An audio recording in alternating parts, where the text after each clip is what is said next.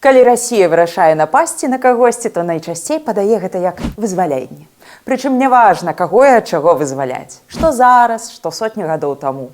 У 1939, напрыклад, калі заходняя Беларусь і Украіна знаходзіліся ў складзе Польшчы, Савецкі Саюз таксама вырашыў іх вызваліць. Ад каго, навошта і як у той Польшчы жылося беларусам з украінцамі, мы зараз і пагаворым.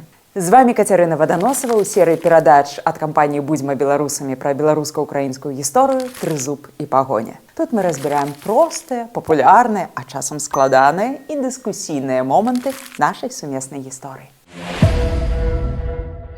Усё пачалося з савецка-польскай вайны, якую савецкая Расія з трэскам прайграла. Хацелі ўзяць Варшаву, а па выніку адступілі ажно пад Мінск і Жытомір. Быў заключаны ганебны для Савету Рыскі мір, на якім была праведзеная новая мяжа.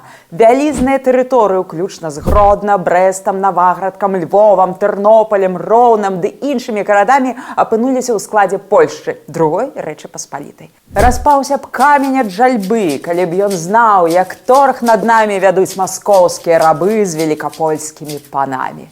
Напісаў пра ўсё гэта Алесь Дудар у 1928 годзе ў вершы «Пасеклі край наш папалам». Лепш і не скажаш. А яго, Дудара, вядома ж, пазней бальшавікі расстралялі. Не ацэніў паэт дасягненняў савецкай дыпламатыі. Палякі згубілі дзяржаўнасць, тую першую Рэч Паспалітую, напрыканцы 18 стагоддзя. Але пра сваё права на дзяржаву яны не забыліся. Падымалі паўстанні, развівалі культуру, нарошчвалі капітал, рыхтаваліся і ўрэшце дачакаліся, калі Расія пахіснецца, і ўзялі сваё. На чале адроджанай Польшчы стаў колішні падпольшчык, палітвязень і вайсковец Юзеф Пілсудскі.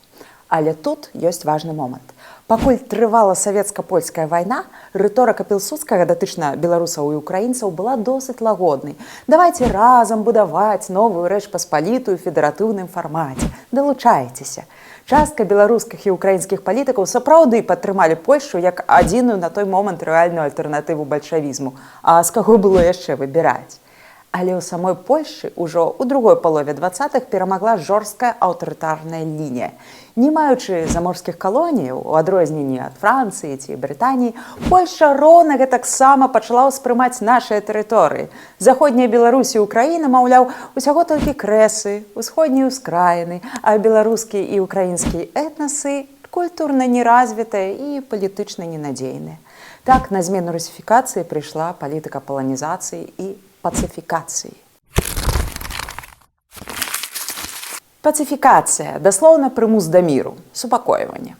Па факце жорсткія рэпрэсіі. Напрыклад, у вёсцы адбываліся сход ці дэманстрацыя. Туды ехала паліцыя, збівала і арыштоўвала ўсё мужчынскае насельніцтва. Пагром выдавецтва ці нелаяльнай арганізацыі – звычайная справа.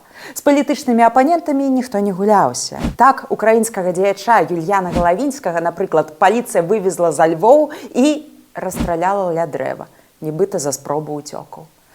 Беларускія і украінскія арганізацыі ад спартовых таварыстваў да партыяў на пачатку працавалі легальна, але паступова зачышчаліся. Былі забароненыя беларуская партыя «Грамада», таварыства беларускай школы, украінскі пласт, «Сокал» ды шматлікія іншыя. Кіруючыя пасады паўсюдна займалі палякі, а ў штаце паліцыі з'явілася пасада канфідэнта, сексота, які сачыў за групоўкамі і асобнымі людзьмі на прадмет антыдзяржаўнай дзейнасці. Вынікам такой палітыкі стала радыкалізацыя беларускага і украінскага рухаў. У Беларусі найбольш вядомая арганізацыя, якая чыніла супраціў, стала КПЗБ. Ва ўкраіне спачатку УВА, а потым АУН. Нягледзячы на ідэалагічную палярнасць КПЗБ і АУН, там нацыянал-камуністы, а тут нацыяналісты, метады барацьбы былі вельмі падобныя. Агітацыя, замахі на польскіх чыноўнікаў, назапашванне зброі і тэракты. Фактычна, гэта былі аналагі ірландскай рэспубліканскай арміі з папраўкай на час і рэгіён.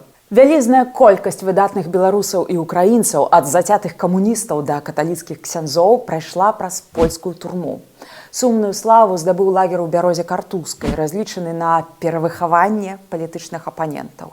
Там сядзелі і беларускія нацыянал-камуністы, і украінскія патрыёты, уключна з Раманам Шухевічам, і нават польскія нацыяналісты. Прычым людзі траплялі туды нібыта на кароткі тэрмін, але працягваць яго можна было бясконца.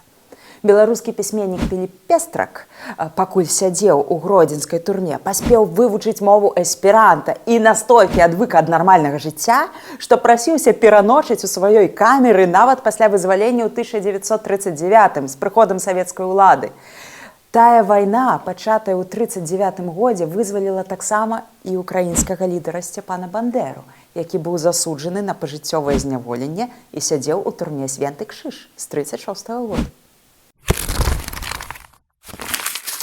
Варта дадаць, што міжваенная Польша з усімі яе хібамі і перагінамі чыста фізічна ўратавала жыццё мільёнам нашых продкаў, да якіх бальшавікі дабраліся на 20 гадоў пазней, не ў 1920, а толькі ў 1939. А на працягу гэтага часу яны маглі жыць, зарабляць, апрацоўваць сваю зямлю ці ехаць на заробкі за акіян, ніхто не замінаў. Польская ўлада арыштоўвала сваіх апанентаў, але, прынамсі, не расстрэльвала сотнямі тысяч. Усяму гэтаму прыйшоў канец у 1939 з прыходам босых і галодных вызваліцеляў, якія мылі рукі ва ўнітазах і апраналі сваіх жонак у трафейныя начнушкі, бо ніколі такога не бачылі дагэтуль. Тады акуратна з Сібіру ў адных вагонах паехалі і палякі, і беларусы, і украінцы. Чарговы непросты этап нашай агульнай гісторыі сышоў у нябыт. Дзеліцеся нашай інфармацыяй у онлайне, офлайне, ставце падабайкі, падпісвайцеся на канал, а таксама мы будзем вельмі ўдзячныя за падтрымку донатамі па спасылцы ў апісанні пад відэа. Будзьма разам з сапраўднай гісторыяй. Будзьма разам з Украінай.